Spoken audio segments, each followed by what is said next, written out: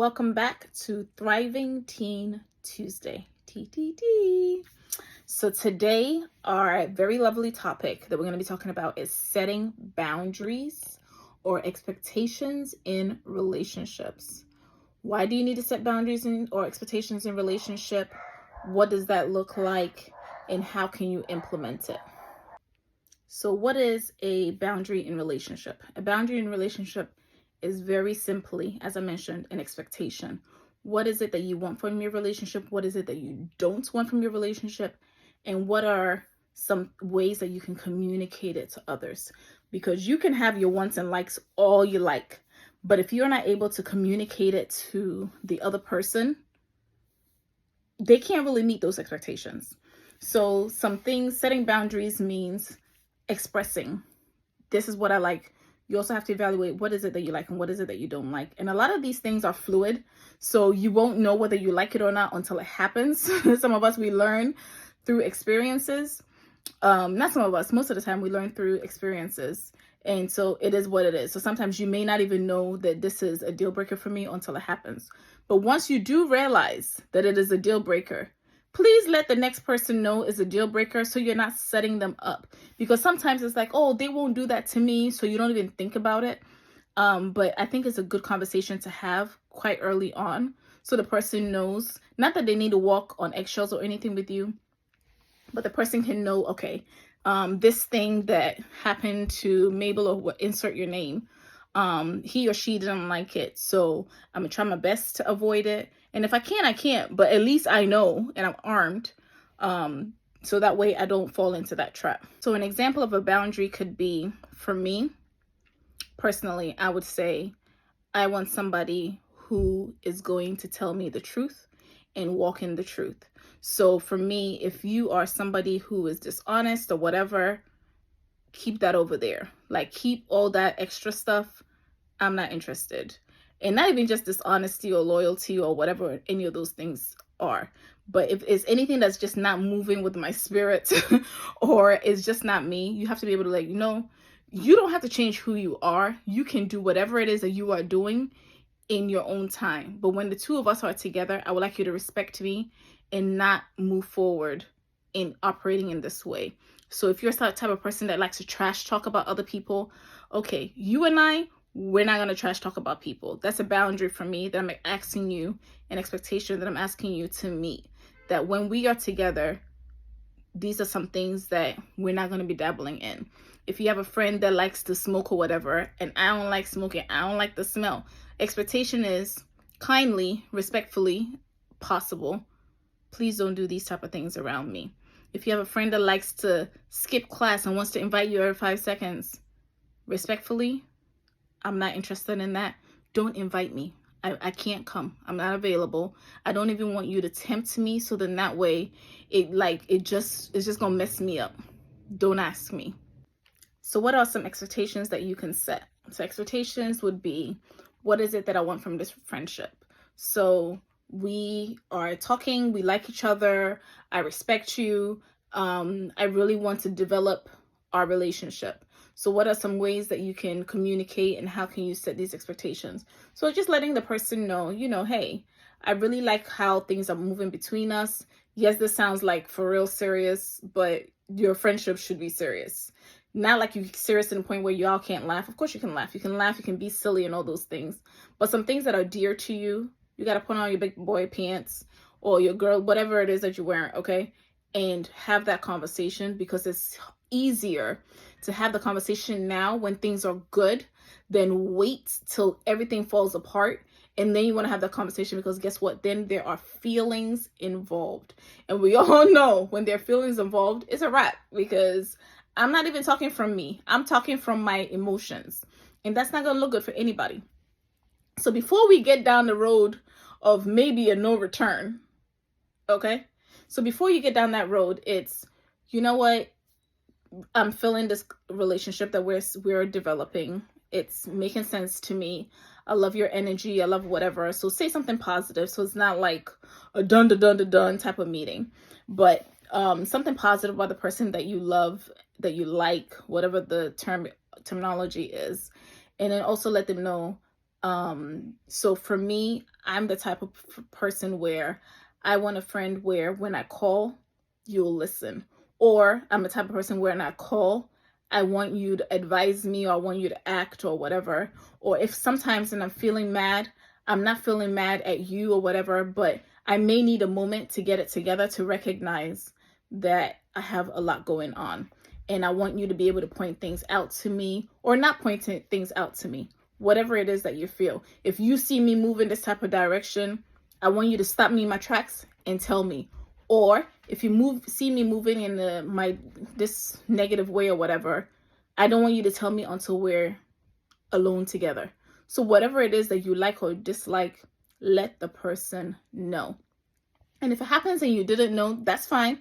Just after the fact, immediately is possible. Let them know, you know what, this happened and it wasn't cool to me. Like I don't know if I really was vibing with it or whatever. Say it. And then if you say it right away, they may be able to tell you in the moment why it happened and how they felt about it. Because if you wait like a month down the line and you bring it up to me, first of all, I don't even remember what I ate yesterday. Okay. So how can I tell you the reason why I did something a month ago? Like that doesn't make sense. Tell me when it happened so I can tell you my emotions. I can apologize immediately if needed, or I can explain whatever the situation is. Because 9 times out of 10, it's a misunderstanding. So many things happen from misunderstandings and miscommunication. And it's not just with friendships. It's with parents. It's with family members. It's with relationships. Miscommunication is our issue. So just remember that it is very important to speak clearly, articulate what it is that you want, what is it that you don't want in advance if possible, or if it has to be after the fact, let it be clear. And you don't have to say it in a negative way or a demeaning way or any aggressive way. It's just a very nice and humble, I just didn't appreciate that. Not that I don't appreciate you, because remember, people's actions don't mean that that's the type of person that they are, because a lot of us sometimes are misunderstood. So I don't appreciate what happened. I appreciate you. You can always throw something positive in there. I appreciate you and all that, but this I just didn't like. And a lot of times, I'm going to say this 1,000 times, you have to evaluate yourself. What is it that I like? What is it that I don't like? What is it that I'm okay with? What is it that I'm not okay with? And those things are the boundaries and expectations that you have to set to others. And it is the perfect way to thrive. Because if not, you're just going to be doing this ring and circle of miscommunication, getting your feelings hurt, hurting other people's feelings, because they'll always feel blindsided by you. Speak what it is, and don't be doing, oh, I don't want to hurt their feelings. I get people's feelings are out there, like it's real. Okay, I get the feelings part, but you should not say it in a negative way. And that's what, like I said, if you say it as early as possible, there's nothing bad that happened, so they're not going to think that you're upset with them. They just think we're having a cool conversation. And I know it sounds weird to sit there and talk to your friends about boundaries and expectations. There are so many other things that are harder. Suck it up and move on with it, because this is the foundation of your relationships. If you are able to set this foundation, not just in a friendship level, but also in other relationships in your life, it will help you. A lot of us have family members that we need to set boundaries and expectations with, because they just be taking the mick, okay?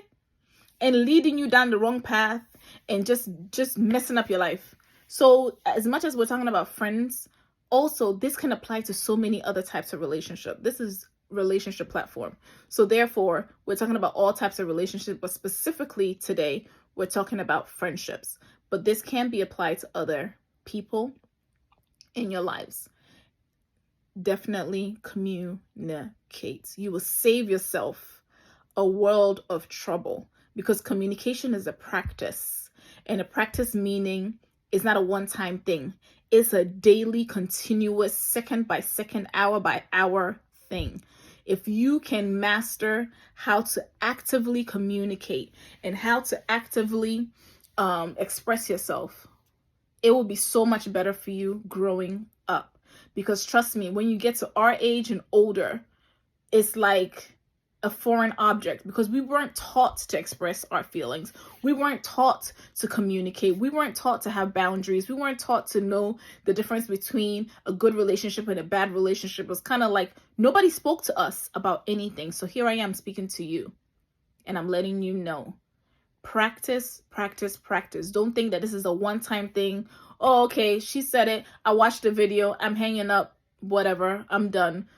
I'm literally telling you the secret to life. Communication. You're going to communicate at work. You're going to communicate at school. You're communicating with your parents. You're communicating with your family. You're communicating with your friends. Communication is so much more. There's like so many avenues, so much more. And I'm literally telling you now, it's awkward. I get it.